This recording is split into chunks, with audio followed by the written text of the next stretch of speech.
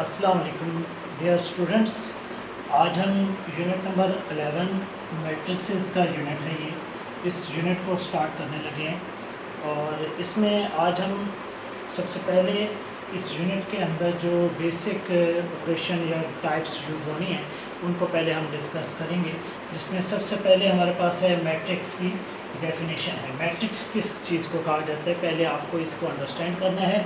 Matrix हम कहते हैं कि जब कुछ एलिमेंट्स को अरेंज कर दिया जाए स्पेसिफिक ऑर्डर से स्क्वायर ब्रैकेट्स के अंदर, तो वो जो अरेंजमेंट बनती है उसको हम मैट्रिक्स का नाम देते हैं। आर्थर कैले 1858 में सबसे पहले इसने जो है वो डिस्कस किया था, मैट्रिसेस का कंसेप्ट दिया था।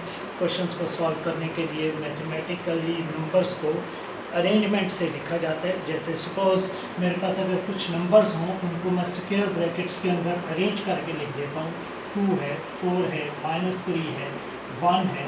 इन नंबर्स को मैंने एक ख़ास अरेंजमेंट के साथ स्क्वायर ब्रैकेट्स के अंदर लिख दिया है, तो ये जो मेरी अरेंजमेंट बन गई है इसको मैं मैट्रिक्स का नाम दूँगा। वो अरेंजमेंट इस तरह भी हो सकती है कि सपोज़ मेरे पास 2 नंबर हों 2 और 5 और मैं उन नंबर्स को इस तरह अरेंजमेंट करके लिखता हूँ, तो ये भी एक मैट्रिक्स ही कहलाएगा।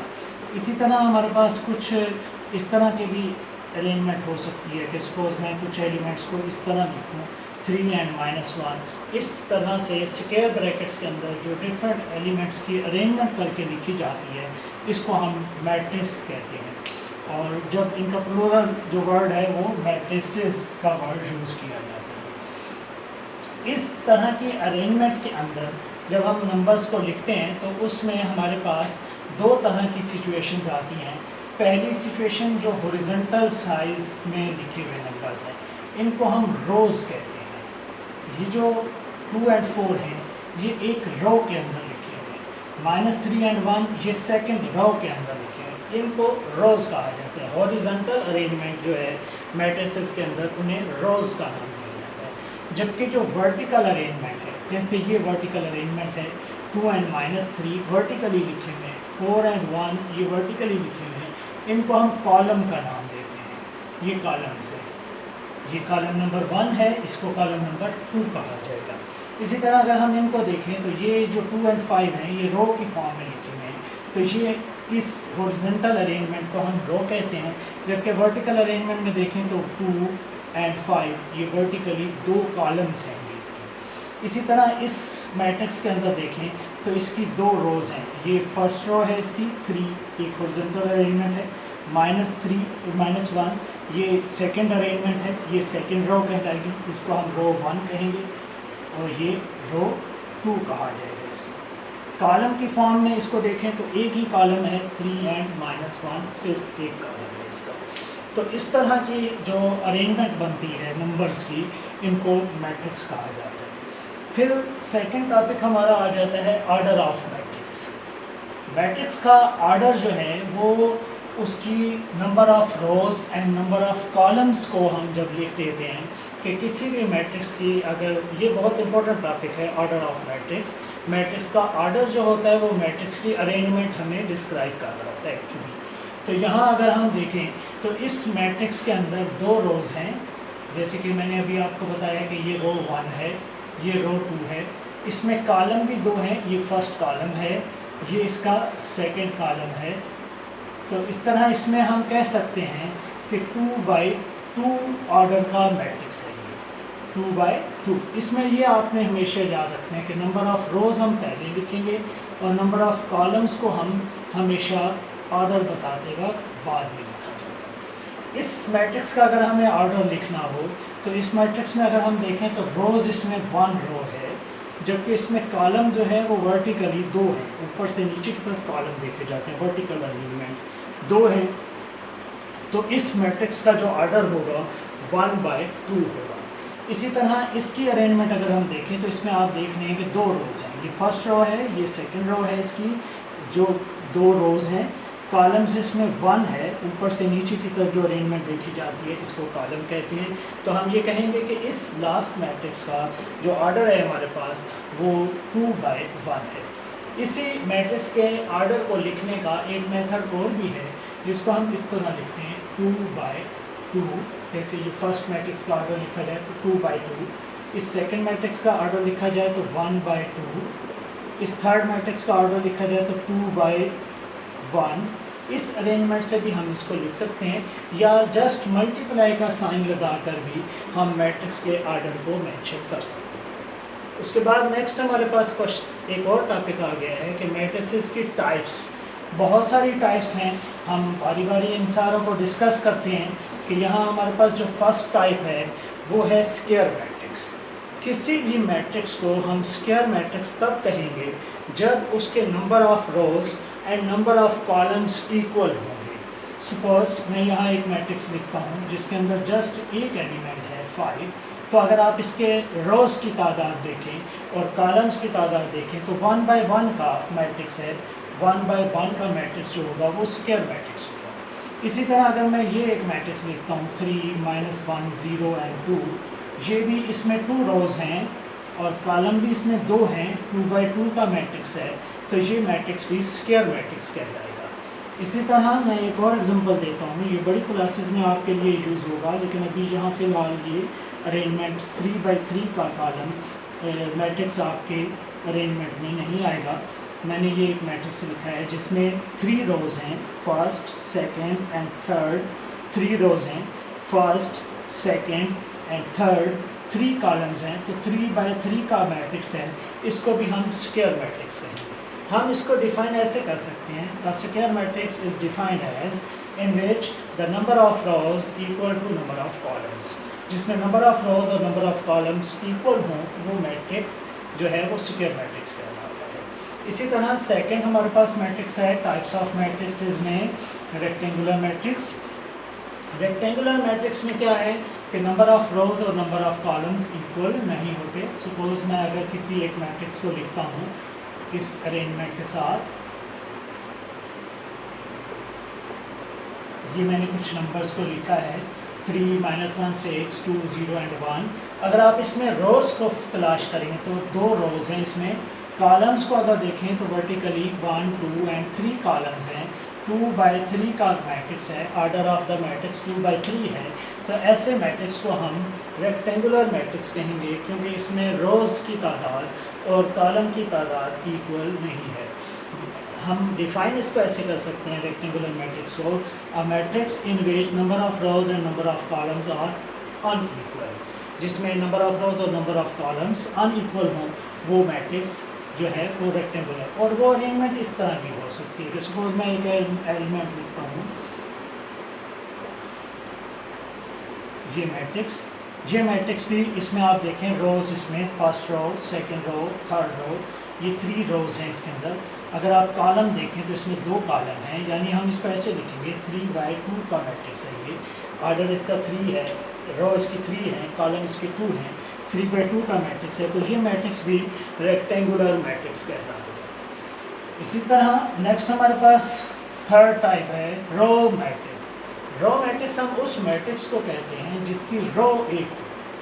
सपोज इस मैट्रिक्स में एक रो है, इस मैट्रिक्स में एक रो है, इस मैट्रिक्स में एक रो है, ये सारे मैट्रिक्स रो मैट्रिक्स कहलाएंगे। हाँ, आप देख सकते हैं कि इसमें कॉलम भी एक है, इसमें कॉलम 2 हैं, इसमें कॉलम 3 हैं। जब रो मैट्रिक्स हम चेक कर रहे हैं तो रो मैट्रिक्स में हमें कॉलम्स को नहीं देखना, हमें ये देखना है a matrix which has only 1 row is called row matrix. ये एक रो वाला मैट्रिक्स है तो हम इसको रो मैट्रिक्स कहेंगे। ये एक रो वाला मैट्रिक्स है, जस्ट एक रो है, कॉलम चाहे जितने भी हों, 2 हों, 3 हों, 5 हों, हमें उससे कोई गर्ज नहीं है। हमें ये देखना है कि जिसमें एक रो हो, जैसे ये एक रो है, इसके अंदर एक ही रो है, इसके अंदर एक ही रो है, इसकी भी एक ही रो है, तो ऐसे मैट्रिक्स को हम रो मैट्रिक्स का नाम देंगे। नेक्स्ट आ जाता है हमारे पास कॉलम मैट्रिक्स। कॉलम मैट्रिक्स में हम इस मैट्रिक्स को, ये जो फर्स्ट मैट्रिक्स हमने जिसको अभी रो मैट्रिक्स कहा था, इसको हम कॉलम मैट्रिक्स भी कह सकते हैं क्योंकि जस्ट इसकी एक कॉलम है। कॉलम मैट्रिक्स हम उस मैट्रिक्स को कहते हैं जिसका एक कॉलम है, चाहे उसमें रोज़ की तादाद जितनी भी हों, हमें उससे कोई गर्ज नहीं है। हमें ये देखना है कि उसकी जो कॉलम है उस कॉलम की तादाद 1 होनी चाहिए। ये कॉलम 1 है, एक कॉलम है, एक कॉलम है, एक कॉलम है, ऐसे मैट्रिक्स को हम कॉलम मैट्रिक्स कहेंगे। नेक्स्ट हमारे पास एक और मैट्रिक्स है डायगोनल मैट्रिक्स। डायगोनल मैट्रिक्स जो है वो स्क्वायर मैट्रिक्स की टाइप में आता है। हम स्क्वायर मैट्रिक्स की टाइप्स में डायगोनल मैट्रिक्स को कंसिडर करते हैं। हम ऐसे कहेंगे अ स्क्वायर मैट्रिक्स इन विच, अच्छा, एक मैट्रिक्स के अंदर दो डायगोनल्स होते हैं। ये लीडिंग डायगोनल्स होता है, ये सेकंड डायगोनल इसका ये होता है। ये डायगोनल लीडिंग डायगोनल्स इसको कहते हैं, लीडिंग डायगोनल के अंदर जो एंट्रीज हैं, जो एलिमेंट्स हैं, वो ज़ीरो नहीं होनी चाहिए, नॉन ज़ीरो एंट्रीज होनी चाहिए लीडिंग डायगोनल्स के अंदर। और other than leading diagonal all entries must be zero, वो सारी ज़ीरो होनी चाहिए। कोई भी अगर यहाँ एलिमेंट होगा 1 है, 2 है, तो हम उसको डायगोनल मैट्रिक्स में कंसिडर नहीं करेंगे। सपोज एक मैट्रिक्स है हमारे पास,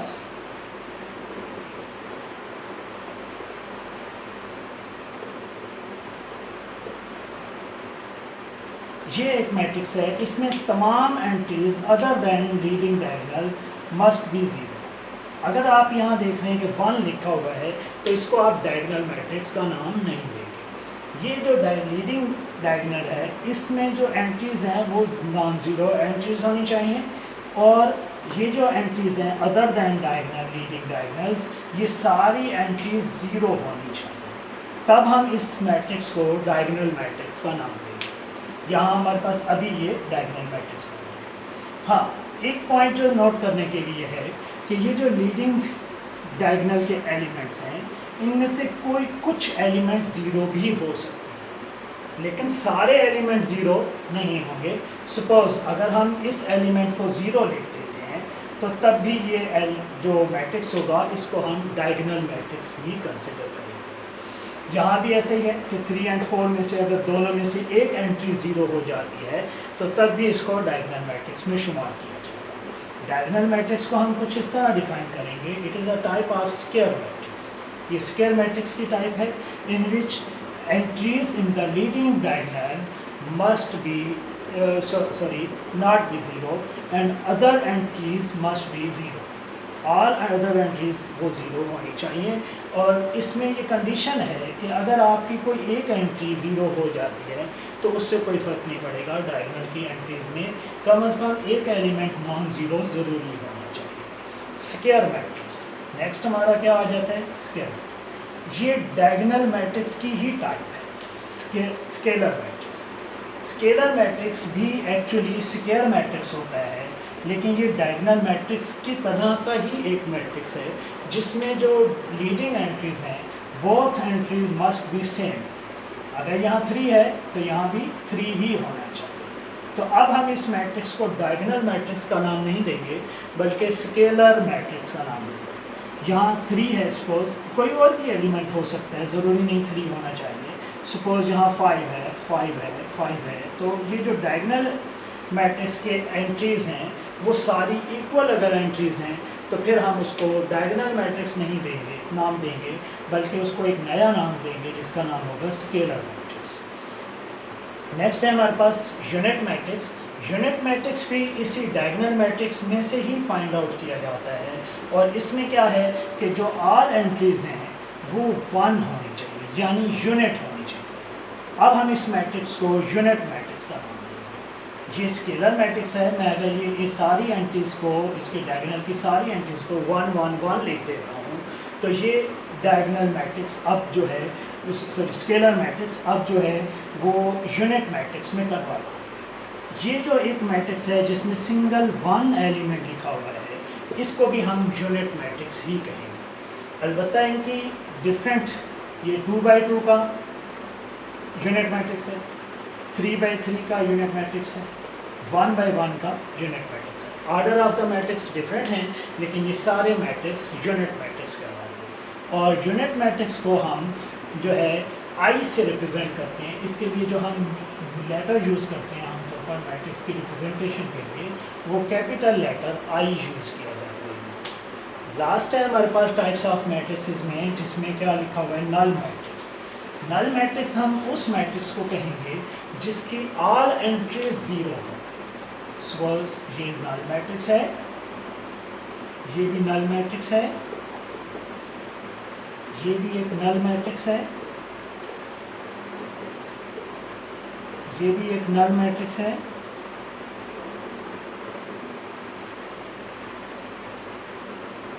इन मैट्रिक्स में ऑल एंट्रीज अगर ज़ीरो हैं तो ऐसे मैट्रिक्स को हम नल मैट्रिक्स का नाम देते हैं, क्योंकि तमाम एंट्रीज ज़ीरो हैं। अगर एक भी एंट्री ज़ीरो ना हो, मिसाल के तौर पर यहाँ अगर हम 5 लेते हैं तो इस मैट्रिक्स को हम नल मैट्रिक्स नहीं कह सकते। नल मैट्रिक्स हम ऐसे डिफाइन करेंगे, अ matrix in which all entries must be zero. सारी एंट्रीज ज़ीरो हैं तो फिर हम, या सारे एलिमेंट्स ज़ीरो हैं, इसको एंट्रीज भी कहते हैं, एलिमेंट्स भी कहते हैं, तो ऐसे मैट्रिक्स को हम नल मैट्रिक्स कहते हैं। नेक्स्ट कुछ हमारे पास ऑपरेशंस हैं, ऑपरेशंस ऑन मैट्रिसेस। इसमें हमने 4 तरह के ऑपरेशन अभी डिस्कस करने हैं। सबसे पहला ऑपरेशन है ट्रांसपोज ऑफ अ मैट्रिक्स, किसी भी एक मैट्रिक्स का ट्रांसपोज। सपोज हमारे पास एक मैट्रिक्स है जिसका नाम ए है। आपने ये पॉइंट याद रखना है कि जब हम किसी मैट्रिक्स का नाम लिखते हैं तो हमेशा उसे कैपिटल लेटर से लिखा जाता है। तो इस मैट्रिक्स की जो रोज़ हैं उनको अगर हम कॉलम बना दें और कॉलम्स को रोज़ बना दें, सपोज ये फर्स्ट रो है इसकी 5 और 6, इस फर्स्ट रो के एलिमेंट को अगर हम कॉलम की फॉर्म में लिखते हैं 5 और 6, सेकेंड रो के एलिमेंट 7 और 1 को सेकेंड कॉलम बना दिया जाए, तो फिर ये जो मैट्रिक्स होगा इस फर्स्ट मैट्रिक्स का ट्रांसपोज कहलाएगा।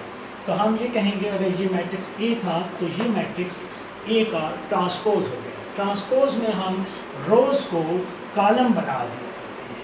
रोज़ जो है फर्स्ट रो को फर्स्ट कॉलम, सेकेंड रो को सेकेंड कॉलम। अलबत्ता एक पॉइंट जो इम्पोर्टेंट है याद रखना है, आप ऐसा नहीं कर सकते कि सेकेंड रो को फर्स्ट कॉलम की जगह पर, फर्स्ट रो को सेकेंड कॉलम की जगह पर, ऐसा नहीं होगा। जो फर्स्ट रो है वो फर्स्ट कॉलम ही बनेगी, सेकेंड रो जो होगी वो सेकेंड कॉलम ही बनेगी। एक और एग्जांपल देखते हैं। सपोज बी एक मैट्रिक्स है हमारे पास, 3 -1 0 5 6 एंड 2, ये एक मैट्रिक्स है, ये एंट्रीज हैं इसके अंदर। अगर हमें इसका ट्रांसपोज फाइंड आउट करना है तो इसका जो फर्स्ट रो है, ये जो 3 एंट्रीज इस फर्स्ट रो के अंदर लिखी हुई हैं, इनको हम कॉलम की फॉर्म में, ये सेकेंड रो जो है इसको हम सेकेंड कॉलम की फॉर्म में लिखेंगे। तो ये जो मैट्रिक्स होगा ये हमारा बी ट्रांसपोज कहलाएगा।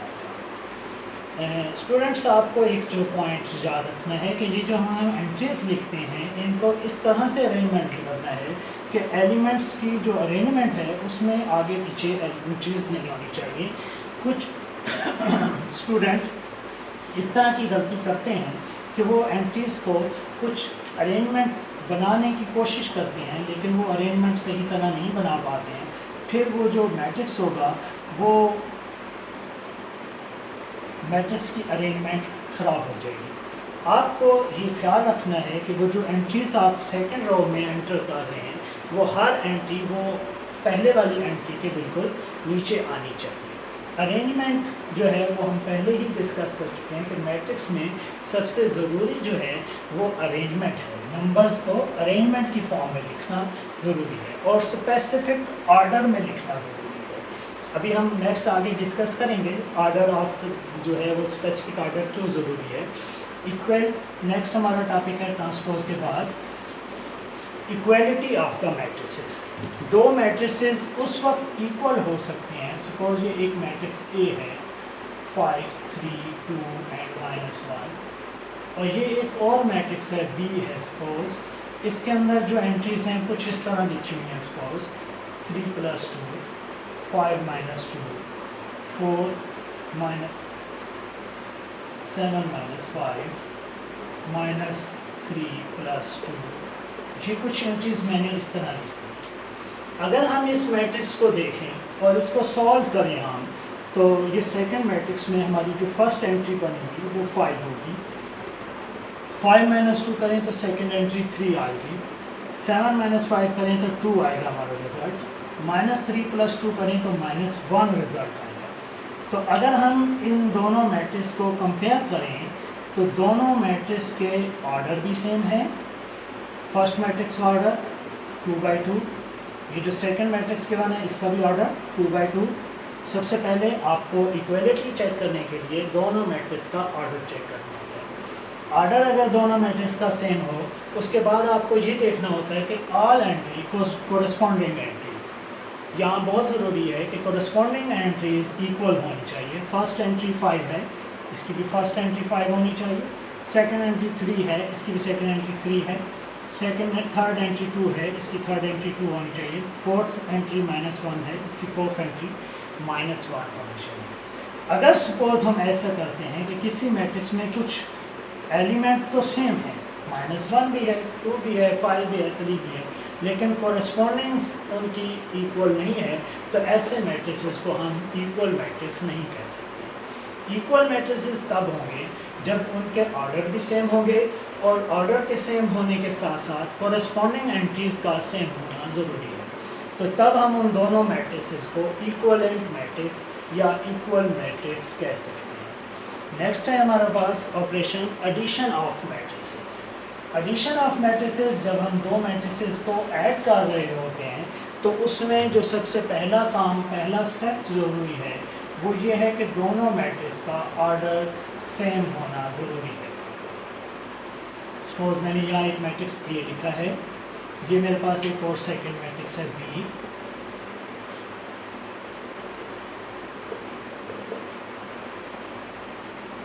ये दो मैट्रिसेस लिखे हैं। सबसे पहले आपको ये चेक करना है कि ये दोनों मैट्रिक्स का ऑर्डर सेम है या नहीं है। अगर ये दोनों मैट्रिसेस का ऑर्डर सेम है तब आप एलिजिबल हैं कि ये दोनों मैट्रिसेस ऐड हो सकते हैं। अदरवाइज़ अगर इन दोनों मैट्रिसेस का ऑर्डर सेम नहीं है तो फिर हम इन मैट्रिसेस को ऐड या फिर सब्ट्रैक्ट भी नहीं कर सकते। यहाँ हमारे पास second, third and fourth topic है addition and subtraction. Addition and subtraction का मेथड दोनों का एक जैसा होता है। जस्ट ऐड करते वक्त हमें ये सबसे पहले ये सब्ट्रैक्ट करते वक्त ये पहले देखना है कि दोनों का ऑर्डर सेम होना चाहिए। तो जब दोनों मैट्रिसेस को हम ऐड कर रहे होते हैं, सपोज हम फर्स्ट मैट्रिक्स 3, 2 एंड 1, 4, 5 एंड 3 इस मैट्रिक्स को ऐड कर रहे हैं सेकेंड मैट्रिक्स के अंदर 3, 1, 5, -1, 2 एंड 0 इस मैट्रिक्स के साथ, तो हमें कोरस्पॉन्डिंग एंट्रीज को ऐड करना है। यानी फर्स्ट एंट्री को फर्स्ट के साथ ऐड करना है, सेकेंड एंट्री को सेकेंड के साथ ऐड करना है, थर्ड एंट्री को थर्ड के साथ ऐड करना है, फोर्थ एंट्री को फोर्थ एंट्री के साथ ऐड करना है, फिफ्थ एंट्री को फिफ्थ एंट्री के साथ ऐड करना है, सिक्स्थ एंट्री को सिक्स्थ एंट्री के साथ ऐड करना है। हर कोरस्पॉन्डिंग एलिमेंट अपने कोरस्पॉन्डिंग एलिमेंट के साथ ऐड होगा। और सब्ट्रैक्शन में भी ऐसे ही, अगर सपोज हम इन दोनों मैट्रिसेस को सब्ट्रैक्ट कर रहे होते तो तब भी हमें ऐसे ही करना था। First element subtracted by first element minus लिखते हम यहाँ, second element subtracted by second element minus लिखते हम, third element minus third element, fourth element minus fourth element. यहाँ आपको याद रखना है कि ये जब माइनस और ये माइनस है तो साइन यहाँ हमारे पास +1 आ जाए। Fifth element subtracted by fifth element, sixth element subtracted by sixth element, और उसके बाद हमारा कोरस्पॉन्डिंग जो भी रिज़ल्ट आ रहा है इन एंट्रीज़ को सॉल्व करने के बाद वो हमारा रिज़ल्ट है। इस तरह से हम एडिशन एंड सब्ट्रैक्शन करते हैं। एडिशन और सब्ट्रैक्शन का मेथड सेम है, जस्ट आपको ये ख्याल रखना है कि कहाँ हमें साइन चेंज करना है। जब सब्ट्रैक्ट कर रहे होते हैं तो वैल्यूज़ के साइन चेंज हो जाते हैं और ऐड करते वक्त साइन सेम वही रहते हैं, इसीलिए उन एंट्रीज़ को उसी तरह ऐड कर दिया जाता है। आई थिंक आपने इस मैट्रिसेस के यूनिट नंबर 11 को अंडरस्टैंड कर लिया है। आप इस वीडियो को बार बार देखिए ताकि आपकी अंडरस्टैंडिंग में इजाफा हो। अगर किसी किस्म का प्रॉब्लम है तो आप उससे डिस्कस कर सकते हैं, कमेंट्स भी कर सकते हैं और मेरे नंबर पर आप मैसेज वगैरह सेंड कर सकते हैं। शुक्रिया, अल्लाह हाफ़िज़।